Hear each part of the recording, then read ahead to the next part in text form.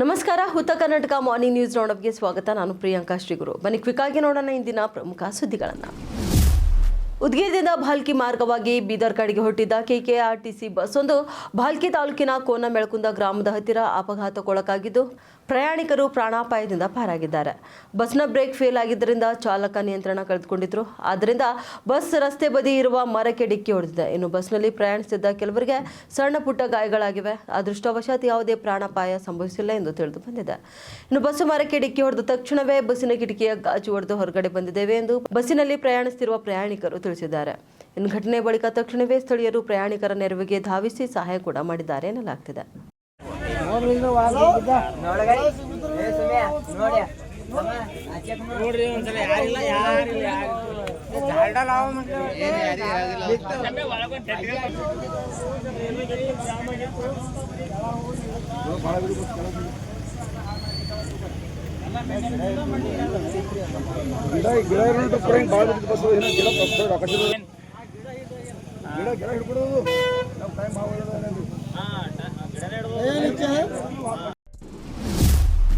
ಬೀದರ್ ಜಿಲ್ಲೆಯ ಬಸವಕಲ್ಯಾಣ ನಗರಸಭೆಯಲ್ಲಿ ಬ್ರಹ್ಮಾಂಡ ಭ್ರಷ್ಟಾಚಾರ ನಡೆದಿದೆ ಎಂದು ಬಸವಕಲ್ಯಾಣ ತಾಲೂಕಿನ ಎಐಎಂಐಎಂ ಪಕ್ಷ ಆರೋಪ ಮಾಡಿದೆ. 2025ರ ಫೆಬ್ರವರಿಯಿಂದ ಸೆಪ್ಟೆಂಬರ್ ತಿಂಗಳ ಅವಧಿಯಲ್ಲಿ ಅಂದಾಜು 25 ಲಕ್ಷ ರೂಪಾಯಿ ಭ್ರಷ್ಟಾಚಾರ ನಡೆದಿದೆ ಎಂದು ಎಐಎಂಐಎಂ ಪಕ್ಷ ಮಾಧ್ಯಮಗೋಷ್ಠಿಯಲ್ಲಿ ನಗರಸಭೆ ವಿರುದ್ಧ ಗಂಭೀರ ಆರೋಪ ಮಾಡಿದ್ದಾರೆ. ಆದರೂ ಸಹ ಕಳೆದ ಬಾರಿ ನಡೆದ ನಗರಸಭೆಯ ಸಾಮಾನ್ಯ ಸಭೆಯಲ್ಲಿ ಇದರ ಕುರಿತು ಚರ್ಚೆ ನಡೆಸಿದಿರುವುದು ಹಲವು ಅನುಮಾನಗಳಿಗೆ ಎಡೆ ಮಾಡಿಕೊಟ್ಟಿದೆ ಎಂದು ಆಕ್ರೋಶ ವ್ಯಕ್ತಪಡಿಸಿದ್ದಾರೆ. ನಗರಸಭೆಯಲ್ಲಿ ನಕಲಿ ಬಿಲ್ ಸೃಷ್ಟಿಸಿ ಲಕ್ಷಾಂತರ ರೂಪಾಯಿ ಲೂಟಿ ಹೊಡೆದಿದ್ದು ಈ ಕುರಿತು ತನಿಖೆ ನಡೆಯಬೇಕೆಂದು ತಿಳಿಸಿದರು. ಇನ್ನು ಈ ಕುರಿತು ಈಗಾಗಲೇ ಬಸವಕಲ್ಯಾಣ ಸಹಾಯಕ ಆಯುಕ್ತರಿಗೆ ದೂರು ಕೂಡ ನೀಡಲಾಗಿದೆ ಎಂದು ತಿಳಿಸಿದ್ದಾರೆ. अस्सलाम वालेकुम रहमतुल्लाहि वबरकातुहू। आज जो प्रेस कॉन्फ्रेंस रखी गई है, हाल ही दिनों में जो 18 अक्टूबर 2025 को जो जीबी मीटिंग रखी, जनरल बॉडी मीटिंग रखी गई थी सीएमसी की तरफ से, उसमें टोटल 26 एजेंडे तैयार किए गए थे। उसमें से एजेंडा नंबर 12 फरवरी से का हिसाब किताब था, उसमें नहीं दिया, उस पर कुछ बहस नहीं हुई। जो मैंने नोटिस किया है, कुछ 90% इसमें फेक बिल्स बताए गए हैं। जैसे कि मैं बताता हूँ आपको, नक्शा प्रोग्राम साउंड सिस्टम को 27,000 पर खर्चा हुआ है, एलईडी लाइट एलईडी स्क्रीन पर खर्चा हुआ है, और एक फोटोग्राफर को 13,900 रुपये दिया गया है। और वार्ड नंबर 23 में ड्रेनेज बढ़ाए गए, मतलब कहाँ वार्ड नंबर 23 में बिठाई गई ये पता नहीं चल रहा है। जो कॉन्ट्रैक्टर नेम थे मोहम्मद उबैदुल्ला हाशमी के नाम पर बिल है।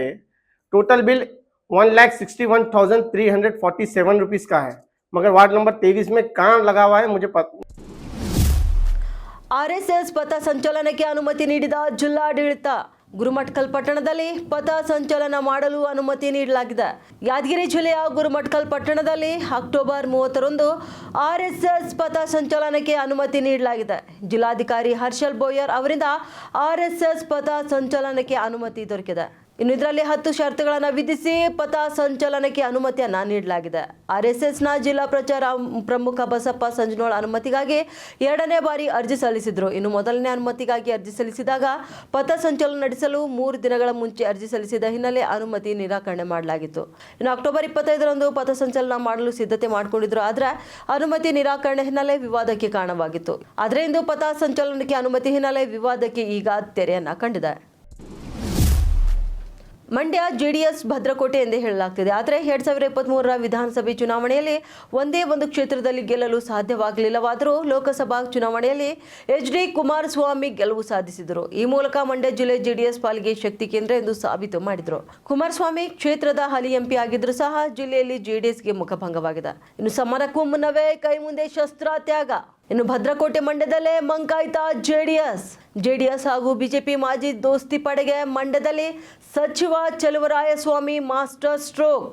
ಭದ್ರಕೋಟೆ ಮಂಡ್ಯದಲ್ಲೇ ಜೆಡಿಎಸ್ ಮಂಕಾಯ್ತಾ ಎನ್ನುವ ಪ್ರಶ್ನೆಗಳು ಕಾಣ್ತವೆ. ಹೌದು, ಜೆಡಿಎಸ್ ಹಾಗೂ ಬಿಜೆಪಿ ಮಾಜಿ ದೋಸ್ತಿ ಪಡೆಗೆ ಮಂಡ್ಯದಲ್ಲೇ ಸಚಿವ ಚೆಲುವರಾಯಸ್ವಾಮಿ ಮಾಸ್ಟರ್ ಸ್ಟ್ರೋಕ್ ಕೊಟ್ಟಿದ್ದಾರೆ.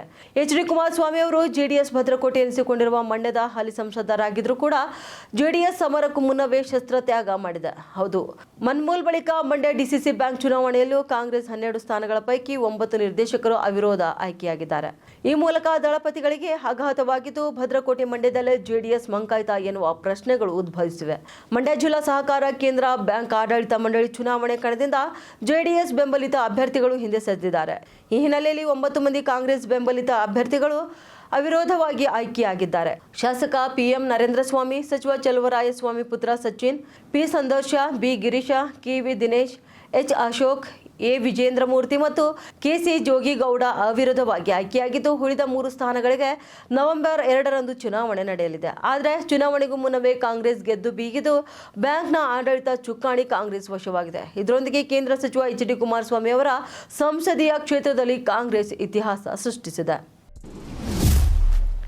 ಸಚಿವ ಪ್ರಿಯಾಂಕ್ ಖರ್ಗೆ ವಿದ್ಯಾರ್ಥಿ ವಿಚಾರವಾಗಿ ತನ್ನ ಎಕ್ಸ್ ಅಕೌಂಟ್ನಲ್ಲಿ ಪೋಸ್ಟ್ ಮಾಡುವ ಮೂಲಕ ರಾಜ್ಯ ಬಿಜೆಪಿ ವ್ಯಂಗ್ಯವಾಡಿದೆ. ಎಲ್ಲರೂ PUC ಆದಮೇಲೆ ಇಂಜಿನಿಯರಿಂಗ್ ಮಾಡ್ತೀನಿ, ಮೆಡಿಕಲ್ ಮಾಡ್ತೀನಿ ಅಂತಾರೆ.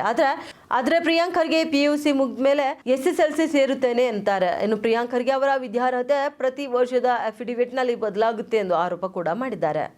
ಸಚಿವ ಪ್ರಿಯಾಂಕ್ ಖರ್ಗೆ ವಿದ್ಯಾರ್ಹತೆ ಬಗ್ಗೆ ವ್ಯಂಗ್ಯ.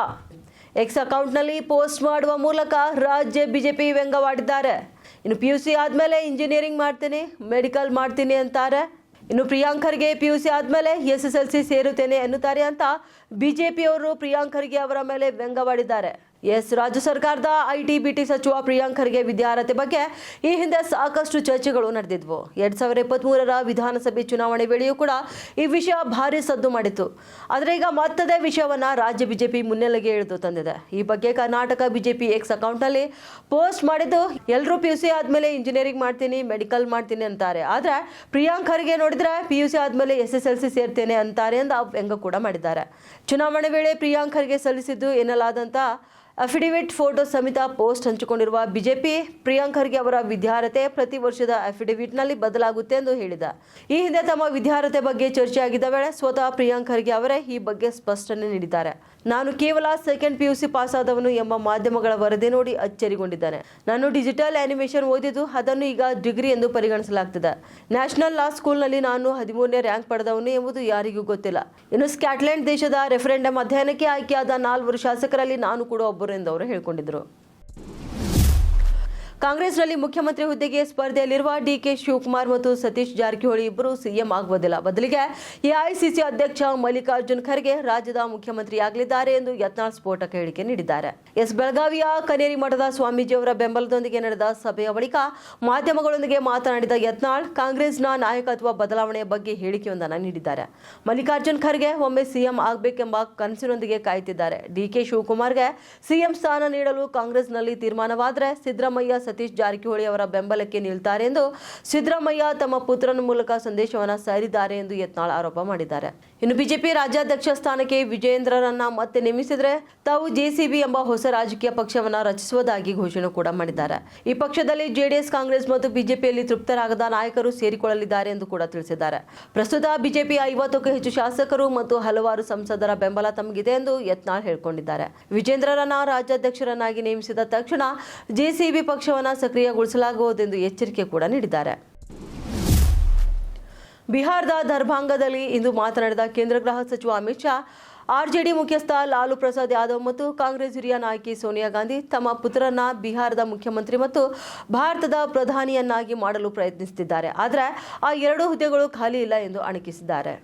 ಬಿಜೆಪಿ ಬಿಹಾರ ವಿಧಾನಸಭಾ ಚುನಾವಣೆಗೆ ಅನೇಕ ಯುವಕರಿಗೆ ಟಿಕೆಟ್ ನೀಡಿದೆ. ಆದರೆ RJD ಮತ್ತು ಕಾಂಗ್ರೆಸ್ ಯುವಕರಿಗೆ ಟಿಕೆಟ್ ನೀಡಿಲ್ಲ. ಲಾಲು ಪ್ರಸಾದ್ ಯಾದವ್ ತಮ್ಮ ಮಗ ತೇಜಸ್ವಿ ಯಾದವ್ ಅವರನ್ನ ಮುಖ್ಯಮಂತ್ರಿಯನ್ನಾಗಿ ಮಾಡಲು ಬಯಸ್ತಾರೆ. ಸೋನಿಯಾ ಗಾಂಧಿ ಅವರು ಕೂಡ ತಮ್ಮ ಮಗ ರಾಹುಲ್ ಗಾಂಧಿಯನ್ನ ಪ್ರಧಾನಿಯನ್ನಾಗಿ ಮಾಡಲು ಬಯಸ್ತಾರೆ. ಆದರೆ ಆ 2 ಹುದ್ದೆಗಳು ಖಾಲಿ ಇಲ್ಲ ಎಂದು ನಾನು ಅವರಿಗೆ ತಿಳಿಸಲು ಬಯಸ್ತೇನೆ ಎಂದು ಅಮಿತ್ ಶಾ ಲೇವಡಿ ಮಾಡಿದ್ದಾರೆ. ಭಾರತದ ಪ್ರಧಾನಮಂತ್ರಿ ನರೇಂದ್ರ ಮೋದಿ ಅವರು ನವೆಂಬರ್ 28, 2025ರಂದು ಉಡುಪಿಯ ಶ್ರೀಕೃಷ್ಣ ಮಠಕ್ಕೆ ಭೇಟಿ ನೀಡಲಿದ್ದಾರೆ. ಬಿಹಾರದ ವಿಧಾನಸಭಾ ಚುನಾವಣೆಯ ಪ್ರಚಾರದಲ್ಲಿ ತೊಡಗಿರುವ ಮೋದಿ ಈ ದಿನ ಉಡುಪಿಯಲ್ಲಿ ನಡೆಯಲಿರುವ ಲಕ್ಷಕಂಠ ಗೀತಾ ಪಾರಾಯಣ ಬೃಹತ್ ಗೀತೋತ್ಸವ ಕಾರ್ಯಕ್ರಮದಲ್ಲಿ ಭಾಗವಹಿಸಲಿದ್ದಾರೆ. ಈ ಭೇಟಿಯನ್ನು ಪ್ರಧಾನಮಂತ್ರಿಯ ಕಚೇರಿಯ ದೃಢಪಡಿಸಿದ್ದು, ಕಾರ್ಯಕ್ರಮಕ್ಕೆ ಸಂಬಂಧಪಟ್ಟಂತ ಎಲ್ಲ ಸಿದ್ಧತೆಗಳು ಈಗಾಗಲೇ ಆರಂಭವಾಗಿವೆ. ಇನ್ನು ನವೆಂಬರ್ 28ರಂದು ಮಧ್ಯಾಹ್ನ 12 ಗಂಟೆಗೆ ಶ್ರೀಕೃಷ್ಣ ಮಠಕ್ಕೆ ಆಗಮಿಸಲಿರುವ ಪ್ರಧಾನಿ ಮೋದಿ ಮೊದಲಿಗೆ ಮಠದಲ್ಲಿ ಪ್ರಸಾದ ಸ್ವೀಕರಿಸಲಿದ್ದಾರೆ. ಬಳಿಕ ಪರ್ಯಾಯ ಪುತ್ತಿಗೆ ಶ್ರೀ ಸುಗಣೇಂದ್ರ ತೀರ್ಥ ಶ್ರೀಪಾದರೊಂದಿಗೆ ಮಾತುಕತೆ ನಡೆಸಲಿದ್ದಾರೆ. ಈ ಸಂದರ್ಭದಲ್ಲಿ ಶ್ರೀಕೃಷ್ಣ ಮಠದಲ್ಲಿ ಆಯೋಜನೆ ಮಾಡಲಾಗಿರುವಂತಹ ಲಕ್ಷಕಂಠ ಗೀತಾ ಪಾರಾಯಣ ಬೃಹತ್ ಗೀತೋತ್ಸವದಲ್ಲಿ ಕೂಡ ಅವರು ಭಾಗವಹಿಸಲಿದ್ದಾರೆ. ಈ ಕಾರ್ಯಕ್ರಮದಲ್ಲಿ ಸಾವಿರಾರು ಭಕ್ತರು, ಗಣ್ಯರು, ಸಂತರು ಮತ್ತು ಧಾರ್ಮಿಕ ಮುಖಂಡರು ಭಾಗವಹಿಸುವ ನಿರೀಕ್ಷೆ ಕಂಡುಬಂದಿದೆ. ಈ ಐತಿಹಾಸಿಕ ಕಾರ್ಯಕ್ರಮವು ಉಡುಪಿಯ ಆಧ್ಯಾತ್ಮಿಕ ಮತ್ತು ಸಾಂಸ್ಕೃತಿಕ ಮಹತ್ವವನ್ನು ಇನ್ನಷ್ಟು ಎತ್ತರಕ್ಕೆ ಕೊಂಡೊಯ್ಯಲಿದೆ ಎಂದು ತಿಳಿಸಿದ್ದಾರೆ. ಭಾರತದ ಸೌರಶಕ್ತಿ ಪ್ರಗತಿ ಮತ್ತು ಯೋಜನೆಗಳು ಅಂತಾರಾಷ್ಟ್ರೀಯ ಮಟ್ಟದಲ್ಲಿ ಗಮನ ಸೆಳೆದಿವೆ.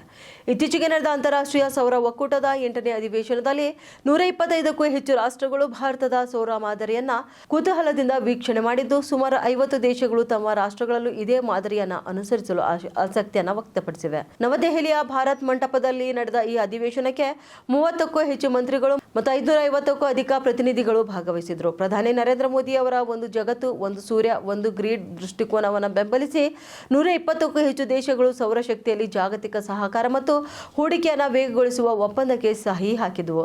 ಅನೇಕ ದೇಶಗಳ ಪ್ರತಿನಿಧಿಗಳು ಭಾರತದಲ್ಲಿ ಯಶಸ್ವಿಯಾಗಿ ಕಾರ್ಯರೂಪಕ್ಕೆ ಬಂದಿರುವ ಸೂರ್ಯಘರ್ ಮತ್ತು PM ಕುಸುಮ್ ಯೋಜನೆಗಳ ಬಗ್ಗೆ ವಿವರವಾಗಿ ತಿಳಿದುಕೊಂಡು ತಮ್ಮ ದೇಶಗಳಲ್ಲಿ ಇವುಗಳನ್ನು ಅನುಷ್ಠಾನಗೊಳಿಸಲು ಭಾರತದ ತಾಂತ್ರಿಕ ಮತ್ತು ಕಾರ್ಯರೂಪದ ನೆರವು ಕೋರಿದ್ದಾರೆ.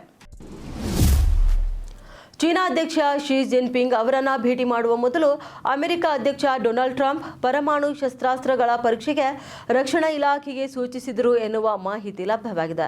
ಅಮೆರಿಕ ಅಧ್ಯಕ್ಷ ಡೊನಾಲ್ಡ್ ಟ್ರಂಪ್ ಮತ್ತೊಮ್ಮೆ ಜಾಗತಿಕ ಆಕ್ರೋಶಕ್ಕೆ ಗುರಿಯಾಗಿದ್ದಾರೆ. ಅಮೆರಿಕವು ವಿಶ್ವದಲ್ಲಿ ಅತಿ ಹೆಚ್ಚು ಪರಮಾಣು ಶಸ್ತ್ರಾಸ್ತ್ರಗಳನ್ನು ಹೊಂದಿದೆ ಎಂದು ಅವರು ಹೇಳಿಕೊಂಡಿದ್ದಾರೆ ಮತ್ತು ಈಗ ಈ ಶಸ್ತ್ರಾಸ್ತ್ರಗಳನ್ನು ಪರೀಕ್ಷಿಸಲು ಆದೇಶಿಸಿದ್ದಾರೆ. ರಷ್ಯಾ 2 ಪರಮಾಣು ಸಜ್ಜಿತ ಶಸ್ತ್ರಾಸ್ತ್ರಗಳನ್ನು ಪರೀಕ್ಷಿಸಿರುವ ಸಮಯದಲ್ಲಿ ಟ್ರಂಪ್ ಅವರ ಘೋಷಣೆ ಬಂದಿದ್ದು, ಇದು ಅಂತಾರಾಷ್ಟ್ರೀಯ ಉದ್ವಿಗ್ನತೆಯನ್ನ ಹೆಚ್ಚಿಸಿದೆ. ತಮ್ಮ ಪರಮಾಣು ಶಸ್ತ್ರಾಸ್ತ್ರಗಳನ್ನು ಪರೀಕ್ಷಿಸುತ್ತಿರುವ ದೇಶಗಳ ಇತ್ತೀಚಿನ ಪರೀಕ್ಷಾ ಚಟುವಟಿಕೆಗಳಿಗೆ ಪ್ರತಿಕ್ರಿಯೆಯಾಗಿ ಟ್ರಂಪ್ ಈ ಕ್ರಮ ಕೈಗೊಂಡಿದ್ದಾರೆ. ಈ ಪ್ರಕ್ರಿಯೆಯು ತಕ್ಷಣ ಪ್ರಾರಂಭವಾಗಲಿ ಎಂದು ಅವರು ಹೇಳಿದ್ದಾರೆ. ಅಮೆರಿಕ ಕೊನೆಯದಾಗಿ 1992ರಲ್ಲಿ ಪರಮಾಣು ಶಸ್ತ್ರಾಸ್ತ್ರಗಳನ್ನು ಪರೀಕ್ಷಿಸಿತ್ತು. ಅಮೆರಿಕ ವಿಶ್ವದಲ್ಲೇ ಅತಿ ಹೆಚ್ಚು ಪರಮಾಣು ಶಸ್ತ್ರಾಸ್ತ್ರಗಳನ್ನು ಹೊಂದಿದೆ ಎಂದು ಹೇಳಿಕೊಂಡು ಟ್ರಂಪ್ ಸಾಮಾಜಿಕ ಮಾಧ್ಯಮದಲ್ಲಿ ಪೋಸ್ಟ್ ಮಾಡಿದ್ದು, ತಮ್ಮ ಮೊದಲ ಅವಧಿಯಲ್ಲಿ ಈ ಶಸ್ತ್ರಾಸ್ತ್ರಗಳನ್ನು ಸಂಪೂರ್ಣವಾಗಿ ನವೀಕರಿಸಿದ್ದೇನೆ ಎಂದು ತಿಳಿಸಿದ್ದಾರೆ. ಇನ್ನು ರಷ್ಯಾ 2ನೇ ಸ್ಥಾನದಲ್ಲಿದ್ದರೆ ಚೀನಾ 3ನೇ ಸ್ಥಾನದಲ್ಲಿದೆ. ಆದರೆ ಮುಂದಿನ 5 ವರ್ಷಗಳಲ್ಲಿ ಅಮೆರಿಕ ಮತ್ತು ರಷ್ಯಾವನ್ನ ಹಿಂದಿಕ್ಕಬಹುದು ಎಂದು ಟ್ರಂಪ್ ಹೇಳಿಕೊಂಡಿದ್ದಾರೆ. ಇತರ ದೇಶಗಳ ಪರೀಕ್ಷಾ ಚಟುವಟಿಕೆಗಳಿಂದಾಗಿ ಅಮೆರಿಕ ಈಗ ಅದೇ ಮಟ್ಟದಲ್ಲಿ ಪರೀಕ್ಷೆಯನ್ನು ಪ್ರಾರಂಭಿಸುತ್ತದೆ ಎಂದು ಅವರು ತಿಳಿಸಿದ್ದಾರೆ. ಇದಾಗಿತ್ತು ಇಂದಿನ ಮುಂಜಾನೆ ರೌಂಡ್ ಅಪ್. ಮತ್ತೆ ಭೇಟಿಯಾಗೋಣ ಮಧ್ಯಾಹ್ನ ರೌಂಡ್ ಅಪ್ನಲ್ಲಿ. ನಮಸ್ಕಾರ.